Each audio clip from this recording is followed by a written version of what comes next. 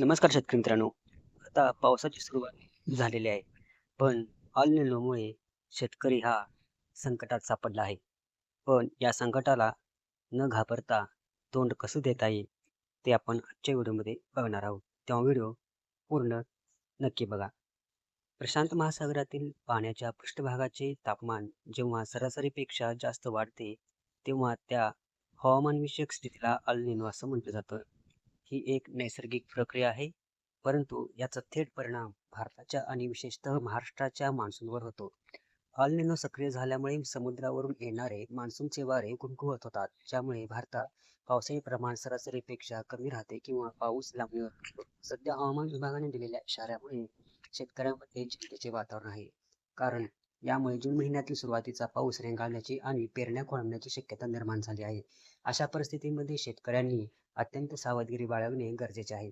अनेकदा पावसाची पहिली मोठी सर आल्यावर शेतकरी घाईघाईने पेरणीला सुरुवात करतात, परंतु अल निनोच्या प्रभावामुळे सुरुवातीच्या पावसानंतर मोठा खंड पडू शकतो. जमिनीमध्ये पुरेशी ओल नसताना किंवा कमी पावसात पेरणी केल्यास बियाणे जळून जाण्याचा आणि शेतकऱ्यांवर दुबार पेरणीचे संकट ओढवण्याचा मोठा धोका असतो.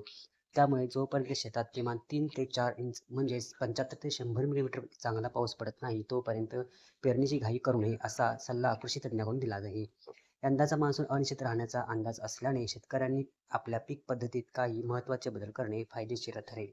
जास्त पाणी आणि जास्त कालावधी लागणाऱ्या पिकांऐवजी कमी पाण्यात आणि कमी दिवसात येणाऱ्या पिकांची निवड करावी. मुख्य पिकांसोबत आंतरपीक पद्धतीचा वापर केल्यास पाऊस कमी पडला तरी एका पिकाचे नुकसान दुसरे पीक भरून काढू शकते. तसेच पाण्याचा ताण सहन करू शकणाऱ्या बियाणांच्या वाणांना प्राधान्य द्यावे.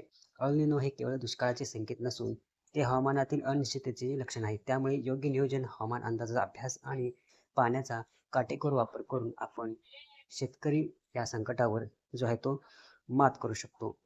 तर शेतकरी मित्रांनो, अशा प्रकारे आपण अल निनोला न घाबरता योग्य नियोजन आणि आंतरपीक पद्धत याचा अवलंब करून जर शेती केली तर निश्चितच चांगल्या प्रकारचा फायदा मिळू शकतो.